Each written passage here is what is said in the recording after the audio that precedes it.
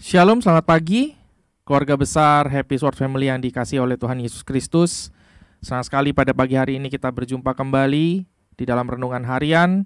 Dan pada kesempatan pada pagi hari ini saya akan menyampaikan renungan yang saya beri judul Mengasihi Musuh. Saya awali dengan sebuah pertanyaan. Mudah atau sulit mengasihi musuh kita? Ya, sebelum menjawab, saya ingatkan tentang apa yang Bapak Gembala ajarkan mengenai 5 kriteria orang percaya yang memiliki benih ilahi. 1. Senantiasa suka dan mau melakukan kehendak Allah sebagai hukum pertama dan utama. 2. Apabila ia seorang hamba Tuhan, maka ia sangat suka melayani tanpa menolak atau beralasan. 3. Tidak suka mendukakan hati Tuhan. 4. Tunduk taat dan setia dalam ajaran dan perintah Tuhan. 5. Memiliki hati yang lembut serta mudah ditegur. Cara menjawab pertanyaan saya di awal tadi akan tergantung dari kriteria yang kelima, yaitu memiliki hati yang lembut dan mudah ditegur. Waktu SMA, saya pernah dirundung habis-habisan. Saya ingat sekali itu jam istirahat. Awalnya saya dan teman-teman itu bercanda dengan beberapa orang-orang gitu ya. Sampai tiba-tiba saya dipegang oleh beberapa anak laki-laki, kemudian beberapa yang lain membuka baju dan celana saya sampai sudah setengah telanjang. Dan yang menyaksikan itu banyak sekali dari anak-anak kelas yang lain. Sebagian dari mereka ada yang tertawa-tawa, ada juga yang kaget, dan mungkin ada juga yang menyesali sebenarnya kejadian itu. Tapi apa yang saya lakukan saat itu, saudara? Setelah bel masuk kelas berbunyi, teman-teman saya semua biasa aja, seperti tidak ada kejadian apa-apa. Dan saya ingat saat itu kebetulan saya jam kosong, jadi gurunya nggak ada. Kemudian saya berdoa di dalam kelas itu.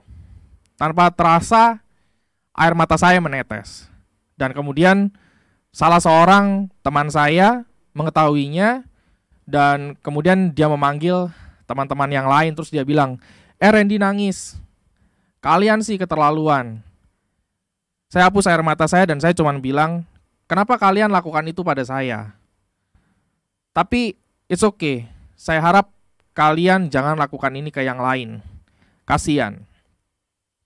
Dan saya saat itu tidak ada dendam sedikit pun kepada teman-teman saya. Dan sampai hari ini, saya dan teman-teman saya yang merundung saya masih berteman dengan baik. Nah, kuncinya saat itu adalah doa. Kalau saya mau menyelesaikan dengan cara yang lain, ya mungkin bisa saja. Tapi untuk apa? Karena saya tahu Tuhan tidak inginkan hal itu. Dan saya bisa lakukan hal itu karena ada hati yang lembut dan mudah ditegur. Sehingga ketika kejadian itu menimpa saya, yang teringat adalah benih firman. Dan kemudian saya lakukan. Dan hasilnya tidak pernah mengecewakan.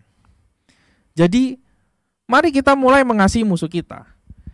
Cara praktis untuk memulainya adalah dengan bersalaman, menegur orang itu saat kita bertemu, dan jika ada kesalahan di masa lalu, maafkan dan lupakan. Semua dilakukan dengan hati yang tulus.